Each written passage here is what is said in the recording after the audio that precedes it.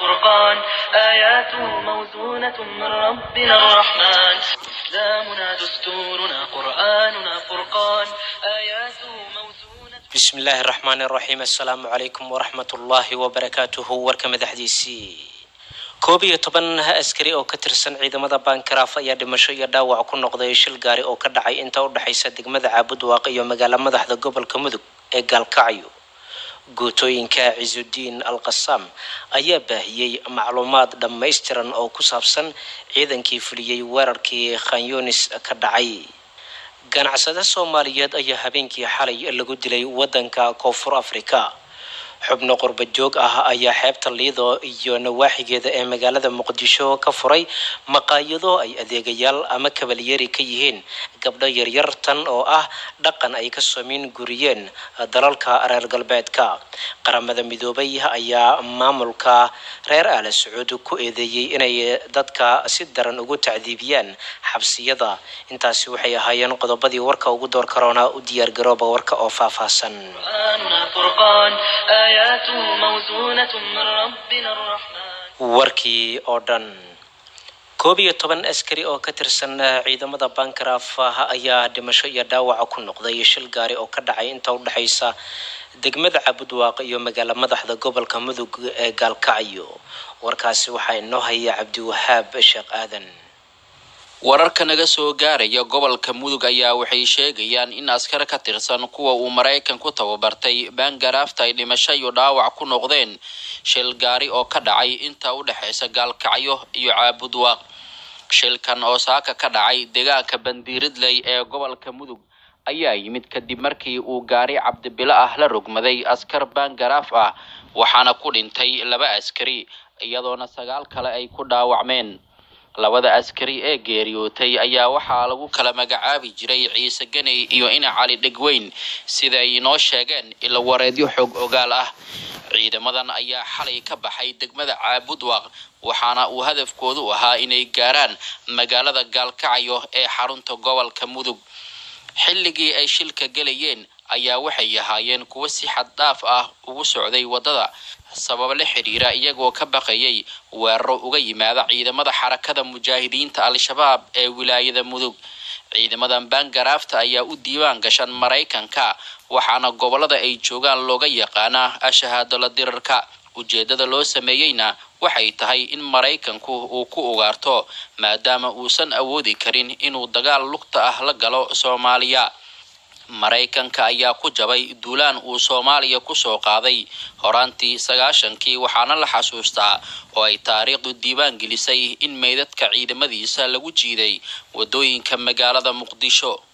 jabkaasi kadib ayayna Mareykanku sheegeen in aanay dib dambe dagaal toos ah ula gali doonin Soomaaliya, taa beddelkeedana ay adeegsan doonaan ciidamo calooshooda u shaqaystayaal ah. waana midda keentay inuu dalka soo geliyo ciidamo Afrikaan ah ee AMISOM la baxay. markii ay ku ilka beeleenna waxa uu sameeyay ciidankan Bankaraaf loo yaqaano kuwaasoo iyagu haatan u muuqda kuwa aanan waxba soo kordhin karin. guutooyinka Ciizuddin Al-Qassam ayaa baahiyay macluumaad dhammaystiran oo ku saabsan weerar dhawaan ka dhacay Khan Yunis. warkaasi waxaa inoo haya wariyaheena Salmaan Axmed. military oo ka soo baxay guutooyinka Ciizuddin Al-Qassam ee ka dagaalama dalka Filistiin ayaa lagu baahiyay macluumaad iyo xog muhiim ah oo ku saabsan ciidamadii dhawaan fuliyay weerarkii fashilmay ee Yahuudu ku soo qaadeen jiida Gaza. bayaankan ka soo baxay guutooyinka Ciizuddin waxaa lagu soo gudbiyay sawirada 8 xubnood oo ka tirsanaa ciidamadii gaarka ahaa ee soo qaaday howlgalkii jiida Gaza, kuwaas oo ka tirsan ciidamada gaarka ee maamulka Yahuuda. baaritaanadii socday tan iyo maalintii uu weerarkaas dhacay ilaa hadda waxaan shacabkeena ugu soo bandhigaynaa sawirada tira kamid ah ciidamadii gaarka ahaa ee ka tirsanaa Yahuuda soona qaaday howlgalka fashilmay ayaa lagu yiri bayaanka ka soo baxay Ciizuddin Al-Qassam. waxaa sidoo kale bayaanka la soo raaciyay sawirada 2 gaari oo kamid ah noocyada gawaarida dadweynaha kuwaas oo ay ku soo dhuumaaleysteen ciidamada maamulka Yahuuda ee duulaanka soo qaaday. ciizudiin alqasaam waxay guud ahaan shacabka filistiin ka codsatay in ciddii haysa xog iyo macluumaad ku saabsan sawirada ciidamada yahuudda ee la baahiyey ay u soo gudbiyaan kooxaha muqaawamada. 2 nambar oo telefoon ayaa lagu baahiyey barta internetka kuwaas oo ciddii aragta ama macluumaad ka haysa askartaas ay la soo xiriiri karaan. sawirada ciidamada la baahiyey waxaa ku jira 2 dumar ah kuwaas oo kamid ahaa ciidamada kusoo duulay Khan Yunis. maamulka yahuudda ayaa aad uga walacsan horumarkan muuqda ay ku tallaabsadeen ciizudiin alqasaam kuwaas oo markii ugu horeysay baahiyey sawirada ciidamo si gaar ah u tababaran isla markaana qarsoon oo ka tirsan maamulka yahuudda. waxaa gebi ahaanba fashilmay xubnaha guutada weerarka fulisay kuwaas oo ay ku adkaan doonto hadda kadib inay fuliyaan weeraro dhanka dibadda ah. waxayna sidoo kale halis amni ku dareemayaan halka ay joogaan ee ka tirsan dhulka Filistiin ee gumaysiga ku jira. maamulka yahuudda ayaa aad uga naxay tallaabadan ay qaadeen ciizudiin alqasaam waxayna la yaaban yihiin sida ay ugu suura gashay. dhowaan ayay ahayd markii ciidamada yahuudda ay duulaan gardara ah ku soo qaadeen magaalada Khan Yunis ee jiida Gaza waxaana fashiliyay dagaalyahano ka tirsan ciizudiin alqasaam. dagaal kulul ayaa labada dhinac wuxuu ku dhexmaray magaalada Khan Yunis waxayna ku sigteen askarta yahuudda in gacanta lagu dhigo inkastoo markii dambe ay diyaaradaha yahuudda hawada soo buuxdhaafiyeen kuwaas oo doonayay inay badbaadiyaan ciidamadooda halista galay. kooxaha muqaawamada waxay ku guuleysteen inay dilaan sarkaal sare oo hogaaminayay guutada weerarka soo qaaday waxayna dhaawaceen mid kale. sarkaalka la dilayna wuxuu noqday sarkaalkii sareeyay ee yahuudda laga dilo tan iyo sanadkii 2006. ganacsada Soomaaliyeed ayaa habeenkii xalay lagu dilay wadanka Koonfur Afrika sida warkan uu ku faahfaahinayo wariyaheena Cabdisamed Cabdullaahi. mar kale waxaa dalka Koonfur Afrika ka dhacay fal dil ah oo lagula kacay ganacsada Soomaaliyeed oo in muddo ah halkaas ka shaqaysanayay. kooxo burcad ah oo u dhashay Koonfur Afrika ayaa la xaqiijiyay inay si bareer ah u dileen ganacsadaha Soomaaliga ah kadib markii ay rasaas ku fureen xilli uu ku sugnaa goobtiisa ganacsiga. ganacsadaha la dilay ayaa waxaa lagu magacaabi jiray Hilaal Xirsi Jaamac sida laga soo xigtay eheladiisa iyo tujaar kale. wuxuuna dilkiisa ka dhacay magaalada Cape Town gaar ahaan xaafadii uu ka degnaa magaaladaas oo lagu magacaabo Hanoverberg. kooxaha dilka geystay ayaana isaga baxsaday goobta. arrintan ayaana joogto ka noqotay wadankaas waxaan la dareemayaa sanadba kan ka sii dambeeya inay soo badanayaan dilalka loo geysto ganacsadayaasha Soomaaliyeed. dadka Soomaalida ah ee lagu dilo Koonfur Afrika waxaa intooda badan ka sii faa'iida ardayda jaamacadaha dhigta oo qaliimo ku sameeyay jirkiisa si ay ugu tababartaan. ganacsatada Soomaalida ah ee baaqiga ku sii ah wadankaas ayaa waxa ay sheegayaan in xaalad cabsi ah ay dareemayaan maadaama uu dilalku ku sii kordhayo magaalooyinka waaweyn halka markii hore ay toogashooyinka ka dhici jireen tuulooyinka oo kaliya. dowladda federaalka ayaa safaarad ku leh wadankaas waxaana lagu dhaliilaa inaysan marnaba ka hadlin dhibaatada loo geysanayo Soomaalida ku nool wadankaas. xubno qurba joog ah ayaa xeebta Liido iyo nawaaxigeeda ka furtay maqaayado ay adeegayaal ka yihiin gabdho yaryartan oo ah dhaqan ay ka soo miin guuriyeen dalalka reer galbeedka. warkaasi waxaa inoo haya Maxamed Muudey Axmed Abu Muslim. dadka qurba joogta la yiraahdo ee intooda badan ka yimaada Mareykanka iyo Yurubta ayaa magaalada Muqdisho keenay dhaqamo iyo afkaaro shisheeye sida dhaqan xumada, heesaha iyo waxyaabaha la midka ah oo sanadihii ugu dambeeyayba laga cabanayay.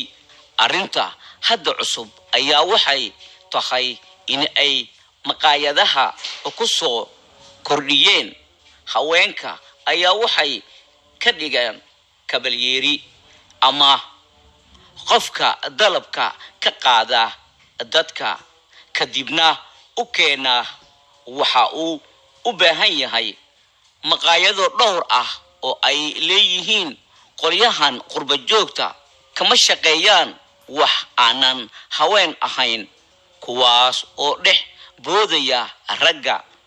mararka qaar way dhacdaa in hooyo caruur agoon ah haysata ay danta ku kalifto in ay ka shaqayso waxyaabo aanan u cuntumi lahayn. hadduu aabe noolan lahaa ama ay wax kale haysan lahayd laakiin maqaayadahan lagama ogola haween ka weyn da'da 20 sano. gabdho yaryar oo aanay jirin wax daruufo ah oo ku kalifay ayaad arkaysaa in ay ka shaqaynayaan maqaayadaha xili waliba ay dhaleeceen kala kulmayaan ragga ay dalabaadka ka qaadayaan.